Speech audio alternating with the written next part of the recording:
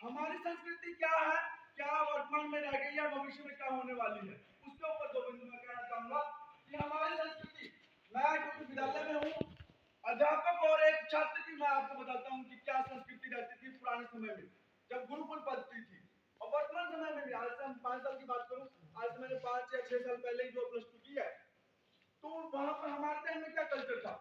हमारे टाइम में ये कल्चर था कि गुरुजी जहां मिल गए वहां पे नमस्ते करनी है, विश करना है, प्रणाम करना है।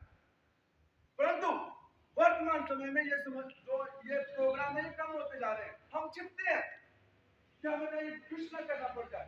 उस वजह से आज का युवा जो है वो नशे की ओर जा रहा है।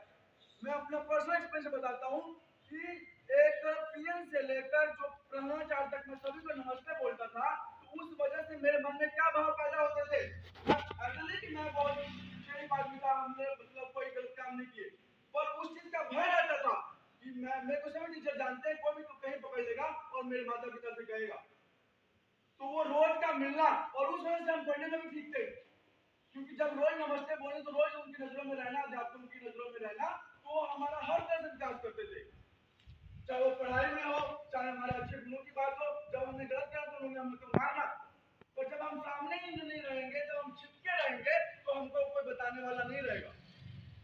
और सबसे बड़ी समस्या वर्तमान समय में क्या है, आपके साथ भी होगी, वो क्या है कि हम पढ़ते तो बहुत है, पर जब हम परीक्षा में बैठते हैं तो सारी चीजें भूल जाती हैं। ऐसा है कि नहीं है?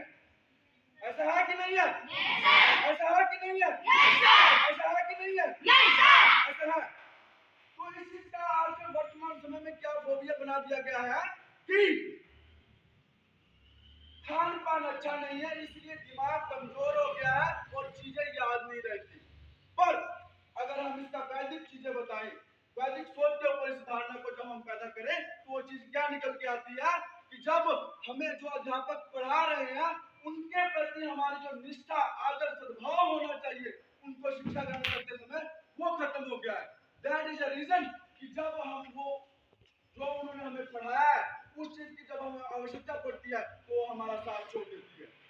जब हम आदर, भाव, निष्ठा, सद्भाव के साथ अध्यापक के प्रति एक सत्कार के साथ भाव रखेंगे, निष्ठा के साथ पढ़ाई करेंगे, तो वो पढ़ाई हमारे जीवन में कभी भी साथ छोड़ छोड़ सकती है, नहीं छोड़ सकती ना। तो आप सभी से निवेदन है, किसी और का सत्कार करे ना करे, पर जीवन में 3 व्यक्तियों का सत्कार अवश्य ही करना है। कौन? पहले माता पिता, और तीसरा व्यक्ति कौन? तीसरा व्यक्ति कौन? यस। वैसे तो सभी बड़ों का सम्मान करना हमारा संस्कृति और हमारा कर्तव्य रहा है। और सबसे बड़ी बात मैं आपको एक और बता दूं, जब 1947 में देश आजाद हुआ तो पूरे देश में सिर्फ और सिर्फ जो है वो 2 वृद्धाश्रम हुआ करते थे, और आज जो है वो 5,04,84 वृद्धाश्रम है। उस चीज का क्या कारण है? उस चीज का कारण यह है कि जब हम अपने बचपन में हमारे माता पिता की आवश्यकता पड़ती है, हमें वो नहलाते हैं, धुलाते हैं, ठीक है, हमें विद्यालय भेजते हैं, और अपनी मेहनत और लगन के साथ बच्चा पूरा एक समान, ये नारा आपने सुना होगा। तो जब बुढ़ापे में हमें उनकी सेवा करने की आवश्यकता पड़ती है तो हम अपना जो साथ छोड़ देते हैं। माता पिता को कोई ऐशोआराम की चीज नहीं चाहिए, बेटा शाम को नमस्ते बोल दे, अच्छा उनको खाना खिला दे, उनके लिए वही बहुत बड़ी बात है। इसलिए मेरा आप सभी से निवेदन है कि ये हमारा जो कल्चर, एकता, अखंडता, ये हमारा परिचय है, ये भारतीय संस्कृति है, भारतीय सभ्यता है, इसको बनाए रखना है।